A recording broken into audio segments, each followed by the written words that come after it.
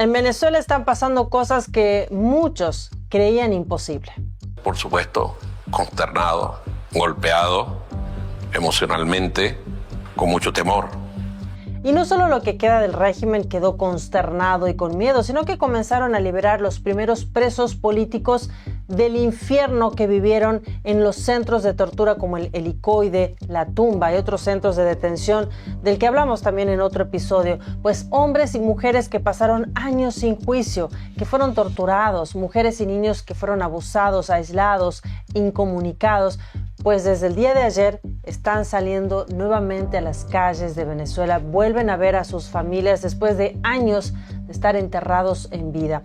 Y mientras el mundo observa esas imágenes, el mismo hombre que dirigió la maquinaria de represión del Helicoide y de La Tumba, Nicolás Maduro, hoy duerme en una celda federal en Estados Unidos con abogado, con atención médica, con todos los derechos que él negó a cada una de sus víctimas. Esa es la gran diferencia de vivir bajo una dictadura comunista y un país libre y con derechos. Pero nada de lo que está ocurriendo es casual. La liberación de presos, el petróleo venezolano nuevamente rumbo a Estados Unidos, la reconfiguración del poder en el Caribe, la caída de un régimen sostenido durante años por Cuba, por Irán, por China. Todo forma parte de un movimiento mayor que recién está comenzando. Porque con la captura de Maduro no termina la historia, sino que es justamente donde comienza la etapa más crucial y más decisiva para Venezuela y para todo el continente americano. Es así que hoy en América Revelada vamos a entender qué significa realmente esta liberación de presos que está negociando el régimen. Vamos a ver por qué Estados Unidos vuelve a recibir petróleo venezolano y por qué la región entera acaba de entrar en una nueva correlación de fuerzas. No se lo pierda. Muy buenas noches y bienvenido a América Revelada. Vamos a comenzar este episodio con esta imagen que está viendo ahora. Una imagen que para muchos venezolanos hasta hace unos días atrás parecía imposible. Presos políticos como Enrique Márquez, ex candidato presidencial, y Yayo Pilieri, exdiputado, periodista y colaborador de la oposición de María Corina Machado, están saliendo del horror. Vuelven hacia sus familias con abrazos, llorando de la emoción y con una mezcla de alivio y desconcierto, como si aún no terminaran de creer que ya no están más en manos del SEBIN. Y no fueron los únicos que fueron liberados. Según Alfredo Romero, director del Grupo de Defensa del Foro Penal, que lleva la cifra minuto a minuto de quienes están siendo liberados, está justamente diciendo lo que está pasando en cada momento en Venezuela. Veamos qué dice entonces su último mensaje en su cuenta de X para que veamos lo último que se publicó. Según Alfredo Romero, dice que dentro de los 87 presos políticos de nacionalidad extranjera en Venezuela se mantienen 2 ciudadanos estadounidenses. También hay un ciudadano cubano con residencia americana. En total quedan 811 presos políticos en Venezuela que esperan su liberación. Luego dice que, muchos hablan de que son entre 8 y 11 los liberados, pero siguiendo los datos de justamente del Foro Penal, que sigue minuto a minuto las excarcelaciones, dice que ahora son 9. Hasta ahora solo son 9 las excarcelaciones de presos políticos que se han producido desde el 8 de enero. Y la persona que en este caso sería la 9ª es Aracelis Balsa, sería la 9ª presa política excarcelada. Y es interesante decir esto. Ella salió del Helicoide, fue excarcelada del Helicoide, ese lugar que hablamos, ese centro de detención que hablamos hace unos días en otro episodio. Es importante porque lo que cuenta aquí, que ahora se habla de liberación de presos políticos en Venezuela, lo que se liberó hasta este momento es un poco más del 1%. Sí, esto es importante tenerlo en cuenta porque dice que es un poco más del 1% de los actuales presos que están todavía en Venezuela, en diferentes centros de detención. En ese momento, hasta las 11 de hace 7 horas eran 8 y ahora son 9, como dije antes, y dentro de esos 9 hay 5 que son de origen español. Vamos a leer los nombres: José María Basoa, Vamos a volver. Bueno, aquí podemos ya decir los nombres. José María Basoa, Andrés Martínez Adasme. Acá hubo un error, justamente después lo arregló Adasme. Ernesto Gorbe, Miguel Moreno da Pena, Rocío San Miguel, también ella es española, venezolana. Y los que vimos en pantalla, sí, el video de Biagio Pilieri, Enrique Márquez y bueno, también Larry Osorio. Esas son las personas que hasta ahora fueron liberadas, que son, como dice aquí, un poco más del 1%. Esas son las excarcelaciones que hay hasta este momento. Y bueno, para quien no conoce a Alfredo Romero es el director del Grupo de Defensa del Foro Penal, que es una organización sin fines de lucro que defiende y promueve los derechos humanos en Venezuela. Es por eso que, bueno, seguimos la fuente de Alfredo Romero. Entonces, bueno, como vimos, también se liberaron 5 ciudadanos españoles, pero de los 20 que siguen presos en Venezuela. Es decir, que ahora quedan 15. Ayer los liberaron y ya estos 5 españoles partieron hacia su país, hacia España. Ahora, todo esto ocurrió luego que el presidente de la Asamblea Nacional de Venezuela, el señor Jorge Rodríguez Gómez, anunciara la liberación de personas. Así dijo, la liberación de personas. Escuchemos exactamente lo que dijo. A las instituciones del Estado ha decidido la puesta en libertad de un número importante de personas venezolanas y extranjeras, y estos procesos de excarcelación están ocurriendo desde este mismo momento. Considérese este gesto de gobierno bolivariano de amplia intención de búsqueda de la paz como el aporte que todas y todos debemos hacer para lograr que nuestra república continúe su vida pacífica y en búsqueda de la prosperidad. No sé si hay alguna pregunta que quiera hacer, ¿alguien? Dijo que un número importante, la liberación de un número importante de personas. Un número importante, no sé qué sería un número importante. No dijo de cuántos, y menos dijo que se trataba de presos políticos, dijo de personas solamente. Bueno, también hay que ver qué es lo que significa para este señor, para el señor Rodríguez, ese número importante de personas venezolanas y extranjeras. ¿Qué significará importante para el señor Rodríguez Gómez?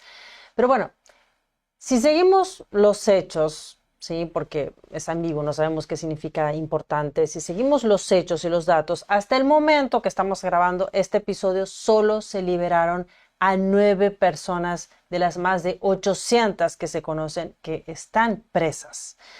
Es por eso que los familiares de los presos salieron justamente con la esperanza, con la emoción que liberen a sus hermanos, a sus esposos, a sus padres que siguen todavía presos. Se fueron a la puerta del Helicoide y de otros centros de detención que sirvieron para torturar y abusar de muchísima gente, tanto venezolanos como extranjeros.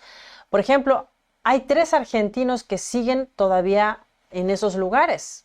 Por ejemplo, Nahuel Agustín Gallo, que está en pantalla, un suboficial de la Gendarmería Nacional Argentina que lleva más de 1 año detenido. El gendarme Gallo, a él lo detuvieron mientras cruzaba la frontera desde Colombia para Venezuela para visitar a su pareja y su hijo que estaban en Venezuela en ese momento. Y el régimen venezolano lo acusó de terrorismo, de espionaje y fue considerado como un enviado del gobierno de Javier Milei. Es por eso que lo encarcelaron. Bueno, Gallo quedó recluido en la cárcel de El Rodeo 1 en el estado de Miranda. Su caso, bueno, por supuesto, generó denuncias formales ante la ONU, la Corte Penal Internacional por desaparición forzada y el gobierno argentino, por supuesto, está reclamando su liberación inmediata. También hay 2 argentinos más, el abogado argentino Germán Darío Giuliani, que está detenido desde mayo del año pasado, 2025, que llegó también en abril por un viaje de trabajo, pese a las alertas de no viajar a Venezuela, y fue acusado de terrorismo, de mercenarismo y narcotráfico. Y estos cargos, bueno, la familia de Giuliani los considera infundados y también reclaman que no tienen ninguna noticia de él, ningún contacto con él. Otro ciudadano argentino-israelí de 72 años que está preso en Venezuela es el señor Jacob Harari, que no tenemos foto de él. Su caso está justamente, se mantiene un poco en sigilo. Él fue detenido hace 1 año y 4 meses al cruzar la frontera también desde Colombia. Pues el Foro Penal está siguiendo cada caso y es por eso que también estamos tomando los datos desde ahí. Y como vimos, se informó que ya hay 811 presos, es decir, que solo más del 1% ha sido liberado hasta este momento. Todavía hay mucha gente que sigue presa, ¿sí? Como estos argentinos. Hay varios que son también de otros países, muchos venezolanos, la mayoría. Entonces, bueno, son 9 los liberados. En estos momentos, organizaciones también como el Foro Penal están verificando cada caso porque, como siempre ocurre en Venezuela, todo se maneja con opacidad, sin listas oficiales, sin transparencia, sin garantías. Pues como vimos, dijo un número importante de personas que van a ser liberadas, dijo personas venezolanas y extranjeras, ese fue el dato.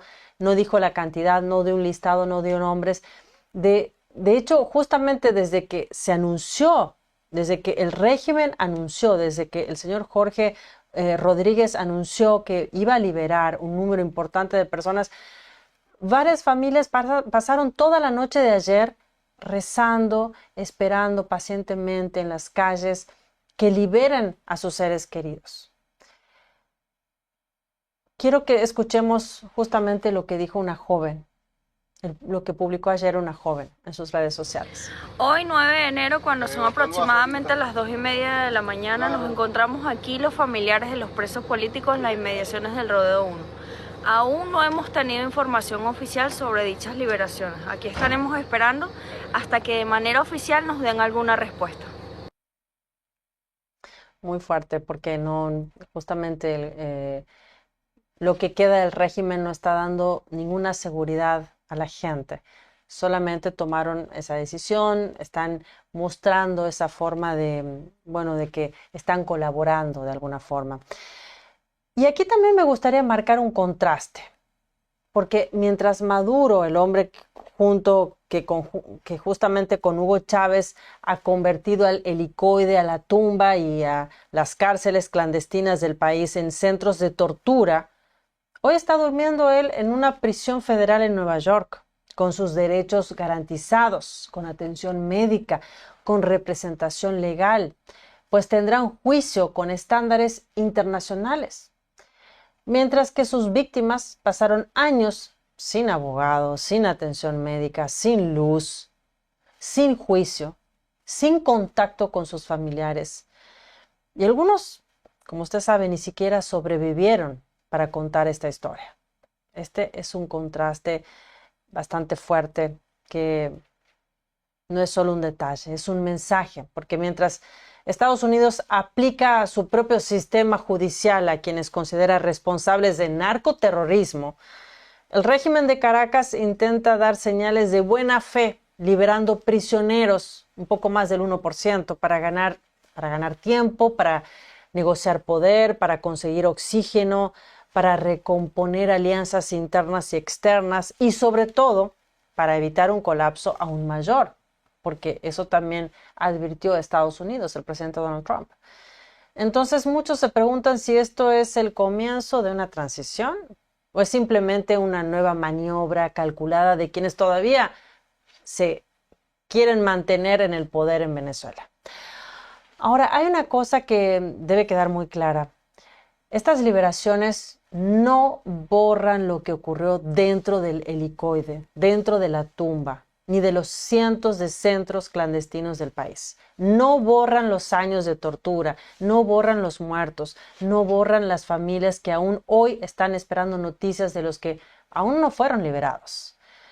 Lo que está ocurriendo realmente es histórico, porque, bueno, para entender lo que está ocurriendo en Venezuela hay también que mirar más allá de los liberados. Porque, bueno, este 1% que recién liberaron son una señal política, nada más. porque estas liberaciones no son tampoco un acto de voluntad, son un movimiento, son una respuesta directa al nuevo escenario regional y global que se abrió desde el pasado sábado 3 de enero, cuando Estados Unidos capturó a Nicolás Maduro y a su esposa Cilia Flores para enfrentarlos a la justicia por narcoterrorismo. Ahora quiero que escuchemos lo que dijo recientemente Diosdado Cabello luego que Estados Unidos se haya llevado a su jefe con una operación estratégica. Por supuesto, consternado, golpeado emocionalmente, y uno pudiera decir, en el mejor de los usos de ese término, con mucho temor por la desproporción de los ataques contra nuestro país. Eso no puede ser aplaudido por nadie. No puede ser sin un motivo para ser aplaudido. No. Ahí lo que ocurrió ha sido muy grave. Para la humanidad ha sido muy grave. Yo he escuchado videos de la valentía del presidente Nicolás Maduro, que hizo lo que hizo para que nos siguieran bombardeando a Venezuela. Y nuestra meta es conseguir que nos devuelvan a Nicolás Maduro Moros y a Cilia Flores, presidente constitucional de la República Bolivariana de Venezuela, y a su esposa. Esa es nuestra meta inmediata. Claro que nos duele, nos da rabia, nos da dolor, claro. Nosotros estamos cargados de humanidad. Son ustedes que no tienen humanidad. No somos mercenarios. Nada. Aquí en nuestro país lanzaron bombas. Dígame usted, bombardearon el volcán. Las últimas 27 semanas ha sido un asedio permanente. Esto era inevitable que ocurriera. Era inevitable. El alcance quizás no fue lo medido por nosotros, pero era inevitable porque así lo anunciaban y lo decían, y todos los días ellos los halcones decían eso. Si están dispuestos a comprar nuestro petróleo, lo compran. Y nosotros lo vendemos. PDVSA sacó un comunicado hoy sobre este tema. Nosotros le vendemos petróleo a Chevron. Chevron se lo lleva y nos paga a nosotros. La patria nos reclama unidos, más unidos que nunca. Nuestra tarea fundamental es traer a Cilia y a Nicolás, y lo vamos a lograr. No sé si usted concuerda. Aquí él dijo que Maduro fue capturado, tomó la decisión valientemente de ser capturado para que no sigan bombardeando el país. No sé qué opina usted de eso. Me gustaría que me escriba ahí abajo de lo que dijo aquí Diosdado Cabello. Y habló de miedo. Habló de temor, que está consternado. Y habló también algo que también en otro video se contradijo, porque en otro momento dijo que no iba a salir ni una gota de petróleo a Estados Unidos si atacaban Venezuela. Y ahora dijo que bueno, si quieren pueden comprar petróleo con Chevron.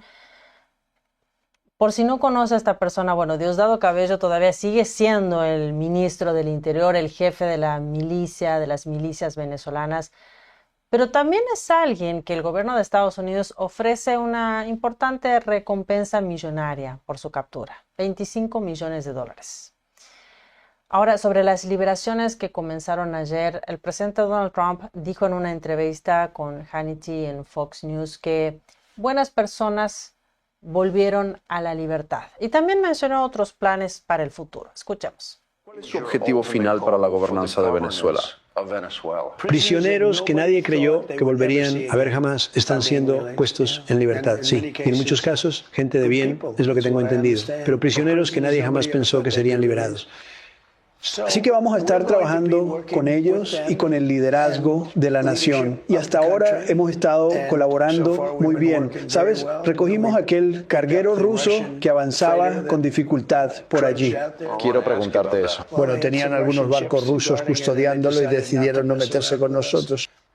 y tomamos ese, pero estamos tomando miles de millones y miles de millones de dólares en petróleo y serán cientos de miles de millones de dólares, serán billones de dólares, pero estaremos allí hasta que pongamos en orden el país. Veremos cómo le está yendo al país, pero estaremos controlando el petróleo. Nos reuniremos mañana con todos los grandes ejecutivos petroleros, estarán aquí mismo en la Casa Blanca, nos reuniremos con ¿sabes? La gente más importante del petróleo en el mundo. Todas las 14 empresas principales vienen aquí, van a entrar y reconstruir toda la infraestructura petrolera. Van a gastar al menos $100.000 millones y es un petróleo increíble el que tienen, una calidad y cantidad de petróleo increíbles. ¿Cuál es su objetivo final para la gobernanza de Venezuela? Prisionero. Bueno, esa entrevista fue ayer y justamente hoy pasó lo que dijo el presidente. Llegaron varias empresas petroleras para hablar con el presidente sobre los planes que hay en Venezuela. Y bueno, todo esto, lo que podemos ver hasta este momento, son apenas los primeros efectos visibles de un cambio geopolítico profundo que ya empezó a funcionar. ¿Sí? Que los primeros pasos de lo que va a suceder, porque esto es solo el comienzo. Es un comienzo que está generando un cambio profundo, uno que el propio gobierno de Estados Unidos ya definió como el mayor giro de su política exterior en 20 años. Ahora, empecemos por el dato central. Maduro no cayó por sanciones, no cayó por presión diplomática, cayó justamente por una operación militar y de inteligencia directa enmarcada en una nueva estrategia que Washington llama el corolario Trump, que es justamente una actualización de algo que hablamos recientemente también en otro episodio. Es una actualización moderna de la famosa doctrina Monroe, del presidente Monroe de 1823, que originalmente establecía que las potencias extranjeras, para esos años era en referencia a potencias europeas, para que no continúen interviniendo ni colonizando el hemisferio occidental, o sea, el continente americano.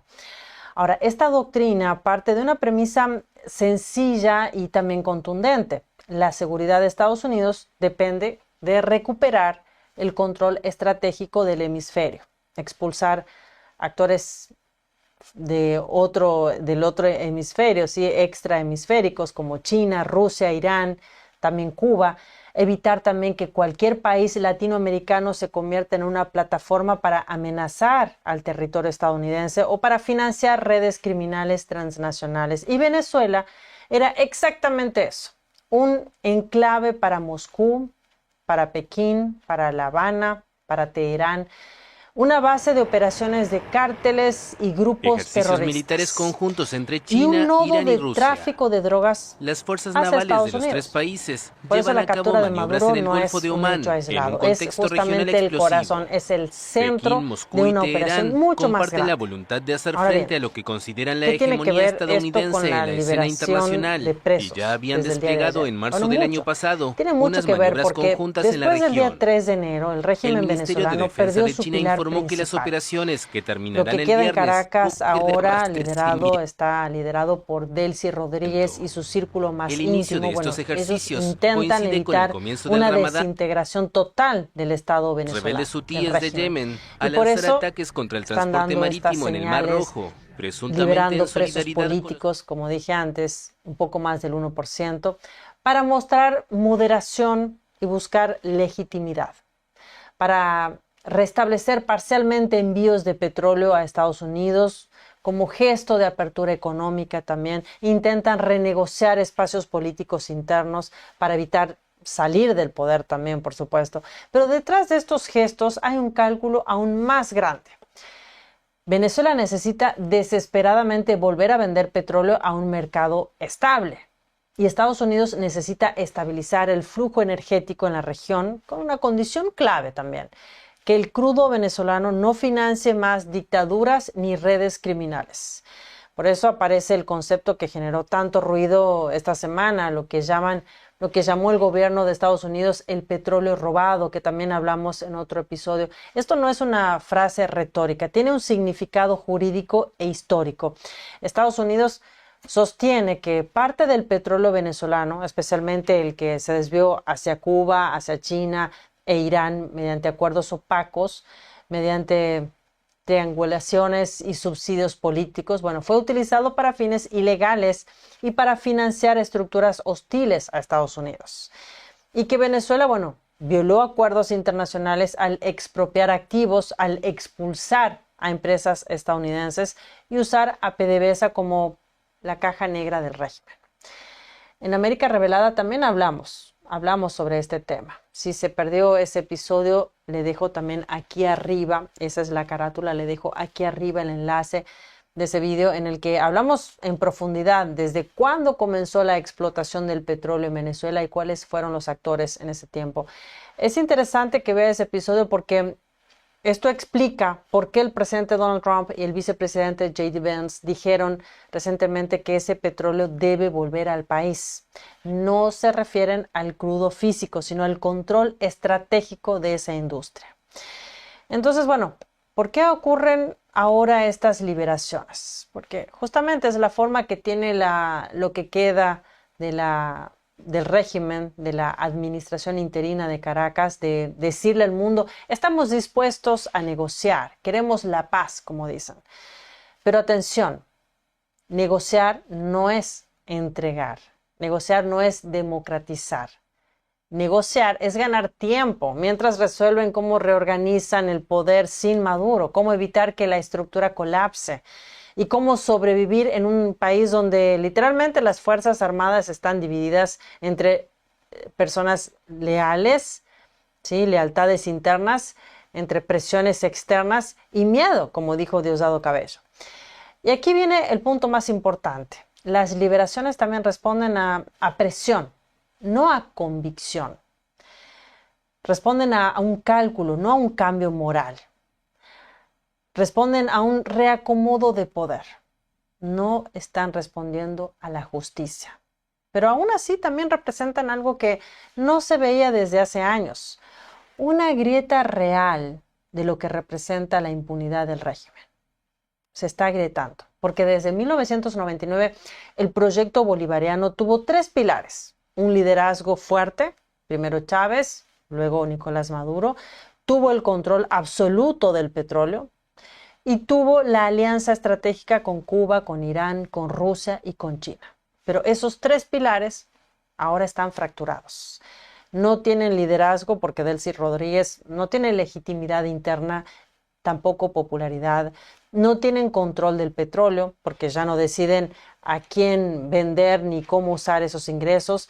Y sus aliados internacionales están replegándose, especialmente Cuba, que acaba de perder miles de millones que recibía en subsidios venezolanos desde hace años. En pocas palabras, el chavismo sobrevive, pero ya no gobierna. Estados Unidos ganó una ventaja estratégica inédita, importante, pues por primera vez en décadas Washington consiguió neutralizar al líder de un régimen hostil sin una invasión. Sin ninguna pérdida, solo a través de una estrategia, de una operación, sin causar ni una muerte estadounidense. Consiguieron interrumpir redes de narcotráfico, lavado, financiamiento internacional, consiguieron recuperar parcialmente también el flujo energético de Venezuela bajo condiciones supervisadas y algo muy importante, reducir la influencia de China, de Cuba y de Rusia, también de Irán en el Caribe, que son los principales enemigos de Estados Unidos. Esto altera completamente el equilibrio geopolítico del hemisferio. Por supuesto que, bueno, ahora hablando de los presos, todos de los presos políticos y de la transición que todo el mundo espera, la transición pacífica en el gobierno. Por supuesto que todos quieren que eso ocurra cuanto antes, ¿verdad? Una transición democrática en el país.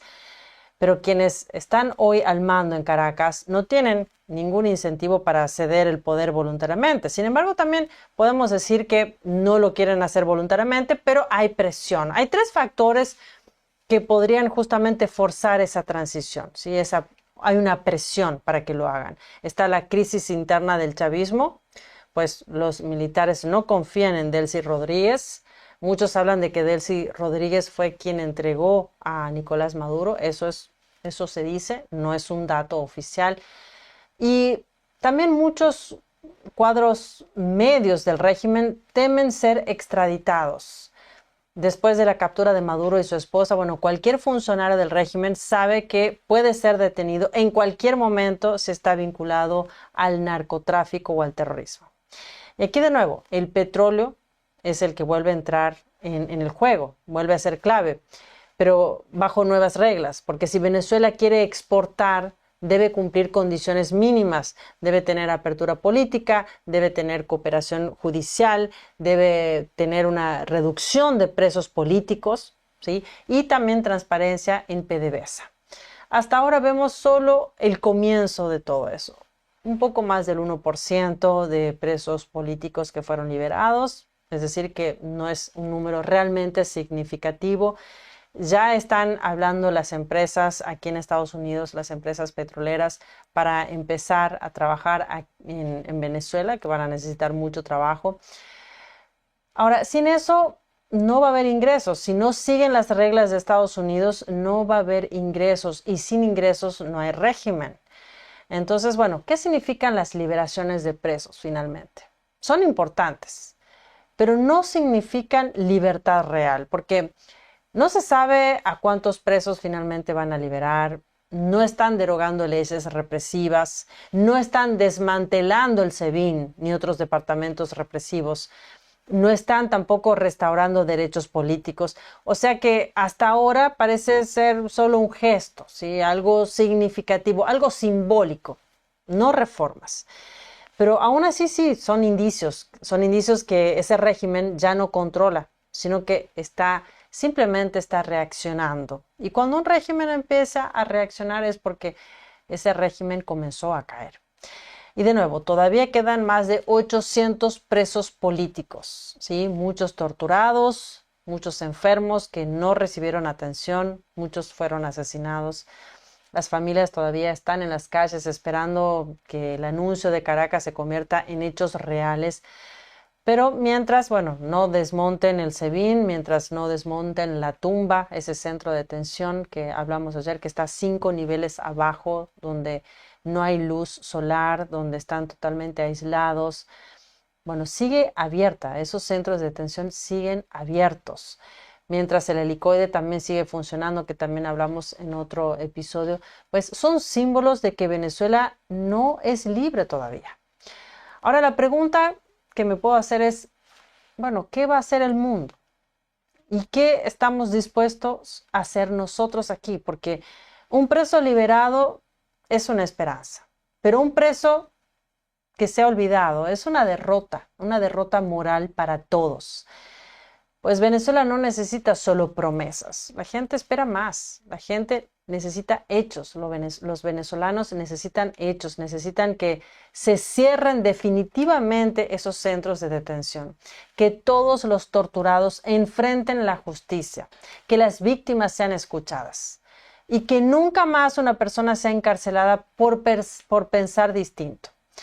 En otro episodio también compartimos algunas declaraciones de presos que ahora están en libertad, que cuentan el horror que vivieron en esos centros de detención y tortura, así que también le dejo aquí arriba el enlace, esa es la capa, esa es la imagen de ese episodio para que lo busque en nuestro canal. Si no, bueno, toque el enlace y lo va a llevar a ese episodio para que usted los escuche, para que pueda compartir con todos sus contactos, porque hoy hay muchas personas en el mundo que no conocen la maldad que describen los sobrevivientes de ese lugar, del sufrimiento que atravesaron. Sin embargo, podemos ver hoy en día que en diferentes países se ven manifestaciones a favor y en contra de la captura de Nicolás Maduro. Muchos están en contra de la captura de Nicolás Maduro, hay gente que está a favor. Entonces es importante en todo esto que estamos viendo en el mundo entender qué es lo que realmente está pasando, qué es lo que están viviendo los venezolanos, qué vivieron todos estos años, por qué hay más de 8 millones de venezolanos que salieron del país, ¿por qué? Pero bueno, Es importante informarse porque, como vemos, muchos no parecen conocer todos los hechos, no parecen conocer la realidad de lo que vivió la gente bajo el régimen de Venezuela. Por eso, bueno, desde América Revelada vamos a seguir poniendo la luz donde otros prefieren mirar hacia otro lado. Vamos a seguir contando estas historias hasta que no quede una sola celda sin abrir, una sola voz sin que podamos recuperar, sin un solo venezolano sin esperanza. Ahora, esto quizás no quede solo en Venezuela, porque esto tiene una repercusión en todo el continente. Pues mire este artículo de Epoch Times, es interesante. Vamos a ver qué dice. Dice que el presidente Donald Trump advierte que Estados Unidos iniciará operaciones terrestres contra cárteles en México. Esto es importante. Dice, hemos acabado con el tráfico de drogas por vía marítima y ahora vamos a empezar a atacar por tierra a los cárteles. Eso dijo el presidente estadounidense. Este artículo es del día de hoy. Dice, el presidente Donald Trump anunció en una entrevista emitida el 8 de enero, es decir, ayer, que Estados Unidos comenzará a lanzar ataques contra los cárteles en México. Le dejo este artículo ahí abajo en la descripción para que se informe porque, como estamos viendo, esto no queda solo en Venezuela. Las drogas también pasan. Los cárteles en México tienen un papel importante justamente para Estados Unidos para poder combatir realmente la droga, el narcotráfico. Entonces le dejo ese artículo ahí abajo en la descripción para que se informe, para ver cuáles son los próximos pasos que piensa tomar el presidente Donald Trump. También habló de Cuba. Dijo que Cuba es un gobierno que está por caer, un régimen que está por caer. Bueno, por último, si la información de este episodio, si el análisis que le compartí el día de hoy le aportó claridad, si cree que lo que vivieron los venezolanos todos estos años no puede quedar en silencio, bueno, entonces ayúdenos a romper ese silencio.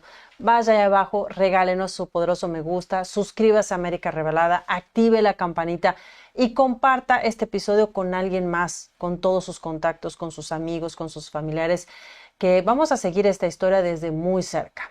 Esa acción suya, si lo hace, si comparte este episodio, si nos regala su poderoso me gusta, algo simple, algo inmediato, bueno, hace mucho más de lo que usted se imagina. Pues le da fuerza a esas voces que aún no pueden hablar, a quienes prefieren mantenerse también en silencio hasta que sentirse realmente libres.